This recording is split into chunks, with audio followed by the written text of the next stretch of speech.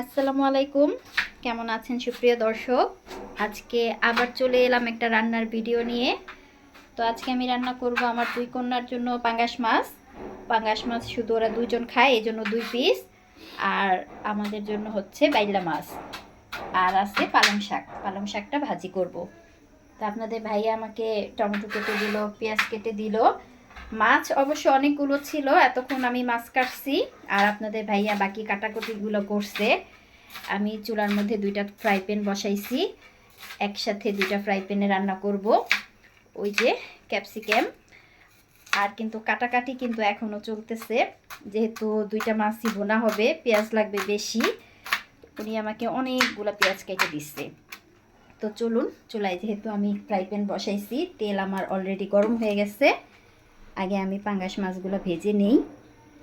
অনেকক্ষণ যাবত আমি মাছের মধ্যে মশলা মাখায় রাখছি।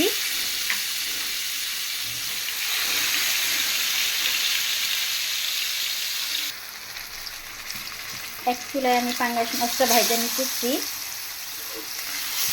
এক পাশ ভাজা হয়ে গেছে, উল্টাই দিলাম। আর অন্য চুলায় আমি পেঁয়াজ ভাজতেছি, মশলা কষাবো, তারপরে আমি বাইলা মাছটা এখানে ভুনা করব।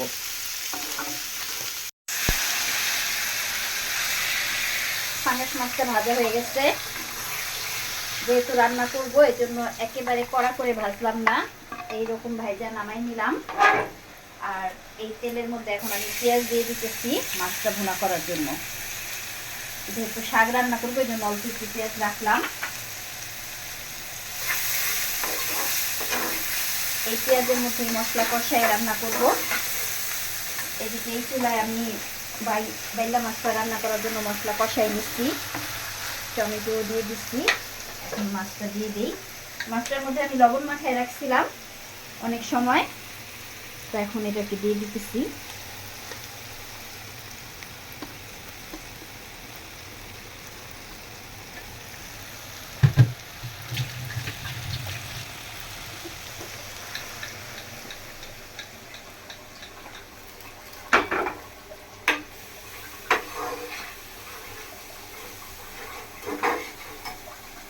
রান্না করতে করতে পাক্কা রাঁধুনি হয়ে গেছি।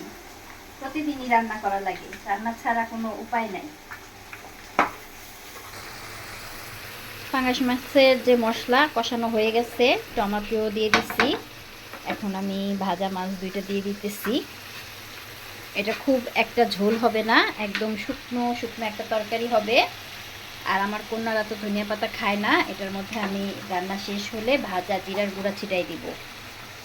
আর এই চুলায় আমার বাইলা মাছটাও হয়ে গেছে, এটা হয়ে গেলে এর মধ্যে আমি ধনিয়া পাতা দিব। এই সব মাছ ধনিয়া পাতা ছাড়া আসলে ভালো লাগে না খেতে। ধনিয়া পাতা দিলেই তরকারির আসলে স্মেলটাই একটু চেঞ্জ হয়ে যায়। ম্যাডাম, তোমার রান্নার কত দূর? অর্ধেক মাছ হয়ে অর্ধেক? গেছে, বাইলা মাছ হয়ে গেছে। এতটুকু ঝোল থাক, এই ঝোলটা দিয়ে ভাত খেতে ভালো লাগে। তো আমি মাছটা নামাই নিলাম।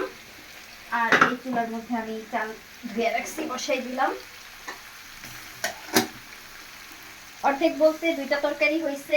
এখন আমি শাক ভাজি করব, শাক ভাজিটা বাকি আর ভাত রান্না বাকি। তো এই যে আমার এখনো এখনো বাঙালির ভাতই হয় নাই, আর তুমি বলো অর্ধেক। আরে গরম গরম ভাত খাবা, আগে যদি ভাত রান্না করে ফেলি ভাত তো ঠান্ডা হয়ে যাবে। আগে তরকারি রান্না করলাম, গরম গরম ভাত রান্না করব, রাতের বেলা গরম গরম ভাত খাবা। এই যে আমার এটাও হয়ে গেছে। আর এই এটা যে কি করবা? ক্যাপসিকাম, এটা আমি ফ্রোজেন করব। অনেক সময় বাজারে ক্যাপসিকাম খুঁজে পাওয়া যায় না, আর যে পাওয়া সময় যায় পাওয়া যায় কিন্তু না অনেক দাম। ওই সময় যেন আমি কাজে লাগাইতে পারি, এজন্য কিছু ক্যাপসিকাম কেটে এটাকে আমি বক্সে রেখে তারপরে ফ্রিজে সংরক্ষণ করব। এইভাবে আমি সব সময় এখন 1 কেজির দাম, সংরক্ষণ করি। তখন 1 কেজির দাম দিয়ে একটা কিনতে হয়। হ্যাঁ, এটা আমি সব সময় করি। এই হচ্ছে আমার ধরলো না তো সংরক্ষণের পদ্ধতি। এক বক্সে? আরেকটাই রাখবো। বড় বক্স লো। না, থাক, ছোট করে থাক। এটা হয়ে গেছে। এখন আমি এই ফ্রাই প্যানের মধ্যেই শাক ভাজি করবো। মাছটা একটা কিছুর মধ্যে উঠাই নেই। এই তো আমার রান্না কমপ্লিট।